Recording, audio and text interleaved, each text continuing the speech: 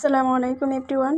আজ আপনাদেরকে দেখাবো কাঁচকলা দিয়ে ডাল দিয়ে কিভাবে ভাজি করা যায়। চলেন দেখে নিই। প্রথমে আমি চিকেন কারি কেটে নিয়ে তারপর সিদ্ধ করে নিয়েছি। তারপর রসুন কুচি পেঁয়াজ কুচি দিয়ে ভালো করে বেজে নিব। হলুদ আর লবণ দিয়ে ভালো করে বেজে নিব। তারপর কাঁচকলাগুলো দিয়ে দিয়েছি, দিয়ে ভালোভাবে অ্যাড করে নিব।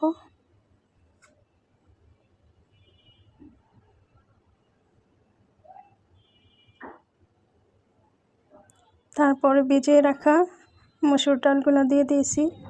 ডালগুলো আগে থেকে ভিজিয়ে রাখতে হবে, নইলে তাড়াতাড়ি ফুটবে না। তাই আমি আগে থেকে ডালগুলো ভিজিয়ে তারপর আমি দিয়ে দিয়েছি কলার সাথে, না হলে কলা ভেঙে যাবে, ডাল সিদ্ধ হবে না। কাঁচামরিচ কুচি দিয়ে দিয়েছি।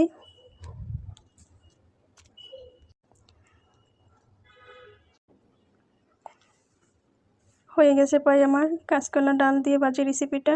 ধনিয়া পাতা দিয়ে কিছুক্ষণ নেড়ে ছেড়ে দিব।